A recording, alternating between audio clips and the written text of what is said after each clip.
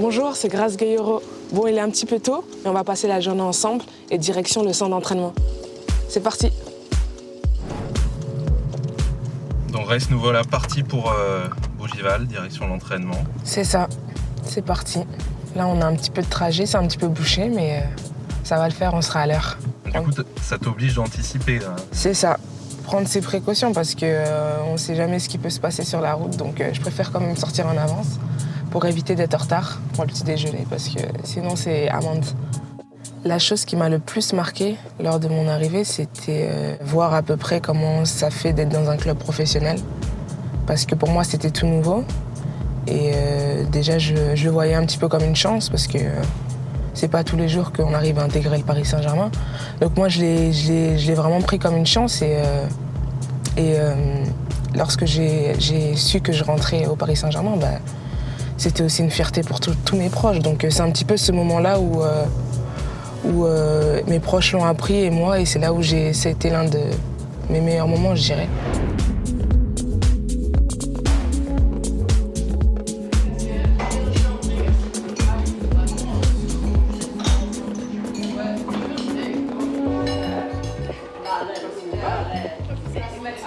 On est en train de prendre notre petit déjeuner avant l'entraînement, donc c'est le moment, je dirais, l'un des moments les plus importants. Je prends des œufs, souvent, avec un verre de jus d'orange et une petite tasse de chocolat chaud. Là, c'est vraiment parti. La journée démarre.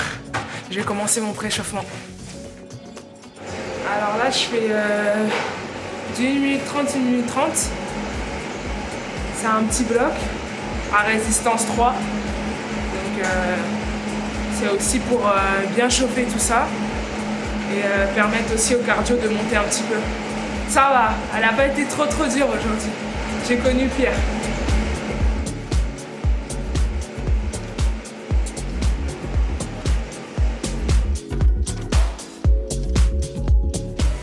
C'est des squats, comme ça, comme un squat normal. Hop. Et juste ce qui change, c'est qu'on est sur une jambe et que le genou reste bien droit. Donc là, comme ça, je me concentre sur la jambe. C'est plus la stabilité du genou en fait.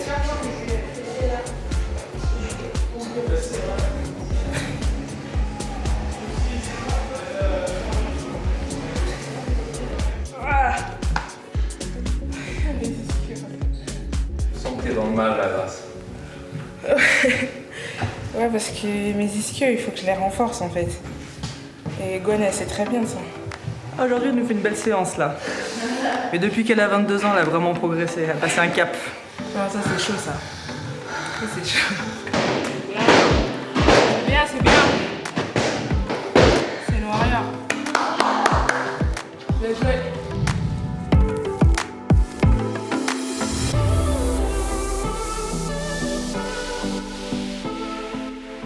La table de soins, c'est un passage obligatoire aussi.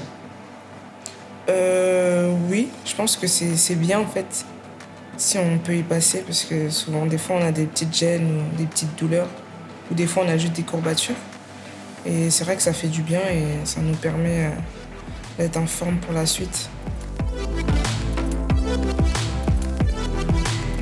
Et des fois, elle arrive même à nous trouver d'autres endroits, donc c'est plutôt bien. Tiens, pas bien quoi en fait. Non, c'est plutôt bien parce qu'au final, on fait une pierre deux coups. Donc c'est plutôt cool.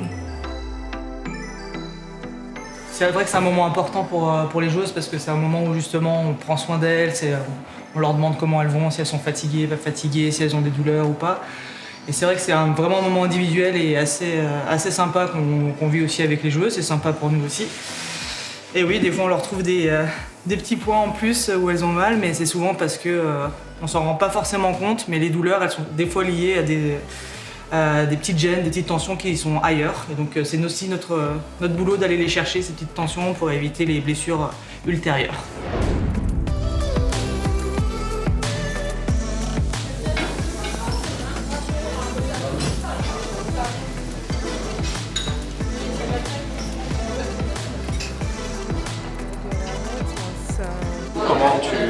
français, qu'est-ce que tu manges en général le midi? Je prends une petite entrée, ça dépend. Ou sinon, ça se consiste souvent de pâtes. Après, ça dépend de ce qu'on nous propose aussi, donc j'essaye de varier un petit peu mes assiettes.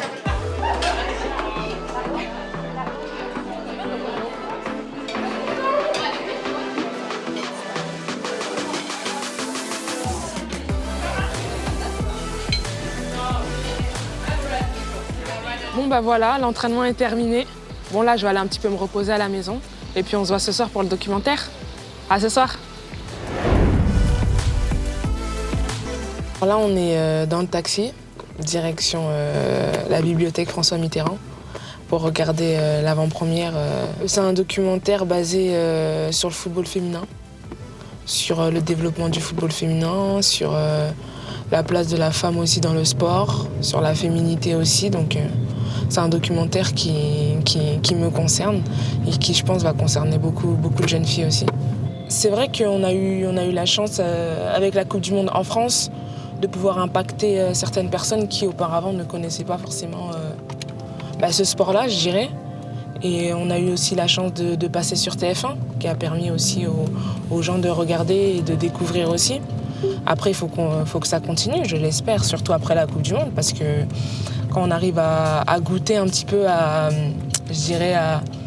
cette effervescence, forcément on a envie que ça continue et on a envie que ça se développe encore.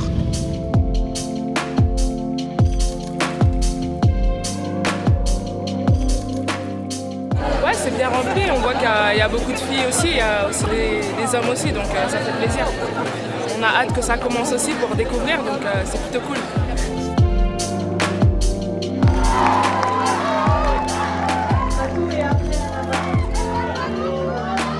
Je suis super contente, c'est un super documentaire qui a montré exactement ce qu'on vivait au quotidien, comment on a grandi aussi dans ce milieu-là, donc forcément ça nous touche et on s'est vite identifié dedans, donc c'est super cool et avec toutes les jeunes filles qui étaient venues aussi, donc c'était top. Et tu penses que le documentaire va y contribuer à changer ces mentalités? J'espère, après c'est un super documentaire, je pense que tout le monde peut le regarder et puis voilà, il donne aussi une très bonne image de la jeune fille, de la femme et de la sportive de haut niveau aussi, donc je trouve ça bien. Voilà, la journée avec moi est terminée. J'espère que ça vous a plu. J'espère qu'on va se revoir très bientôt. Au revoir.